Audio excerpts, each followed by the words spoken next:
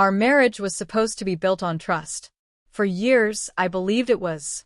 8 years, to be exact. I worked tirelessly, providing for us, making sacrifices I thought were worth it because we were building something together, a home, a future, a life. Sarah always said I was her rock, her stability. She had dreams of running her own business one day, dreams I supported wholeheartedly, even when it meant putting my own goals on hold. But lately, something had changed. Sarah wasn't the same. She was always on her phone, hiding the screen when I walked into the room. She started dressing up more than usual, claiming it was for her ladies' nights or work events. At first, I brushed it off as paranoia.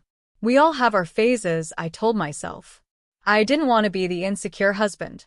But then, there were the late nights, the mysterious texts, the sudden urge to keep her phone password protected. Deep down, I knew something was wrong. The breaking point came one Friday evening. I came home earlier than usual, hoping to surprise her with dinner, only to find an empty house. On the counter was a receipt for an expensive hotel room booked under her name. My stomach dropped. It didn't take long to confirm what I had been dreading. A quick check of our joint bank account showed multiple charges I couldn't explain. Dinners at upscale restaurants I hadn't been to, hotel stays during nights. She claimed to be working late. My wife wasn't just distant. She was cheating. I confronted her that night, but not directly. How was work? I asked casually as she walked through the door, her hair slightly disheveled and her makeup too perfect for someone who had been in meetings all day. It was fine, she said, barely meeting my gaze. She kissed me on the cheek like nothing was wrong, but I could see the guilt in her eyes. That's when I decided I wasn't going to confront her until I had everything I needed. I wanted the truth, the whole truth, and I wanted her to pay for what she was doing to me. Over the next few weeks, I became a man with a mission. I started tracking her movements, noting every excuse she gave, every late-night text she tried to hide. I even hired a private investigator, a move that felt extreme at first, but soon proved invaluable. The PI confirmed what I already knew. Sarah was seeing someone else, a man named Eric. They had been meeting for months, spending weekends together, while I worked overtime to keep our life afloat. But the real twist came when I dug deeper into Eric. What I discovered about him changed everything. He wasn't just another man. He was a predator, someone with a history of scamming women out of their money. Sarah thought she had found her escape, her true happiness, but she had no idea what she was getting herself into. I sat down that night and laid out my plan. If Sarah thought she could betray me and walk away unscathed, she was about to learn just how wrong she was. I wasn't just going to end this marriage. I was going to burn it to the ground. Once I knew the full extent of Sarah's betrayal and her lover Eric's true nature, my plan shifted into overdrive. I wasn't just going to walk away quietly. I was going to ensure that the two of them paid dearly for what they had done. This wasn't just about ending the marriage, it was about making them regret every moment they thought they could fool me. The first step was securing my finances and property. Sarah and I shared a joint bank account, but thankfully, I had a separate savings account she didn't know about. Over the course of a week, I discreetly transferred every penny I could legally move into that account. At the same time, I began working with my lawyer to prepare divorce papers that would leave her with as little as possible. The evidence I had collected, pictures, hotel receipts, text messages, ensured that I had the upper hand in any legal battle. But my revenge didn't stop there. I wanted to hit them where it hurt the most. Eric was a scam artist, and Sarah was his newest target. I couldn't save her from her own stupidity, but I could make sure his con backfired. Using the information I had gathered from the private investigator, I found several of Eric's past victims. These women had been too embarrassed to press charges, but they were more than willing to share their stories once I reached out.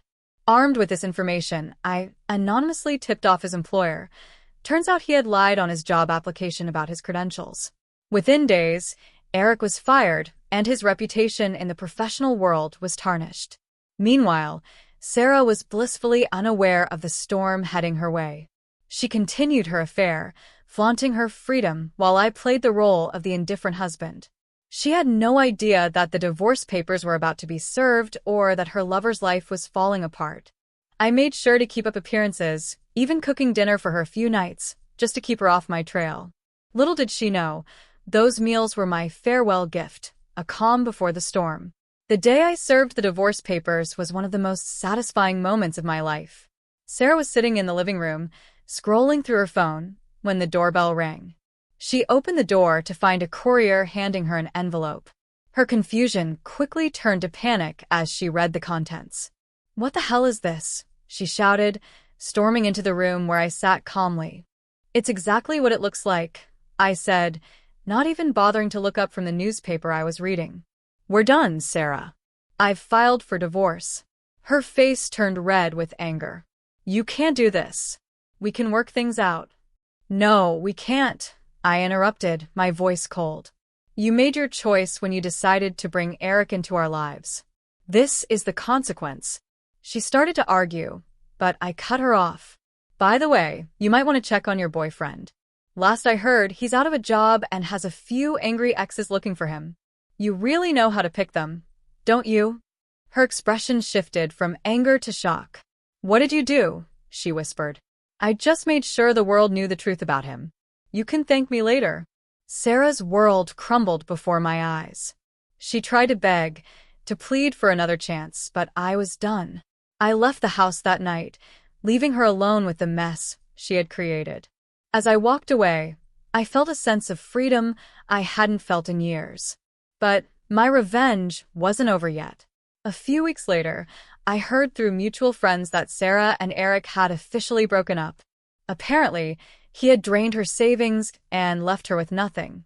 She had been forced to move into a small apartment and was struggling to get by. Part of me felt sorry for her, but I quickly reminded myself that she had brought this on herself. She had chosen Eric over me, and now she was paying the price. As for me, life had never been better. I focused on my career, landing a promotion that came with a significant pay raise. I started traveling, something Sarah had always complained about but now gave me a sense of adventure. I even began dating again, cautiously at first, but eventually met someone who reminded me of what real love and respect felt like. Her name was Jenna, and she was everything Sarah wasn't: kind, supportive, and genuine. One evening, as Jenna and I were out for dinner, I spotted Sarah sitting alone at a nearby table. She looked tired, defeated, a shadow of the woman she used to be. Our eyes met briefly, and for a moment, I thought she might come over. But she didn't. Instead, she looked away, focusing on her drink. I couldn't help but feel a sense of closure. She had made her choices, and I had made mine. Looking back, I realized that Sarah's betrayal had been the best thing that ever happened to me. It forced me to take control of my life, to rediscover my worth, and to find happiness on my own terms. Revenge had been sweet, but what mattered most was the freedom it brought me. I was finally free from the lies, the pain, and the toxicity of a relationship that had long since died. And for that, I was grateful.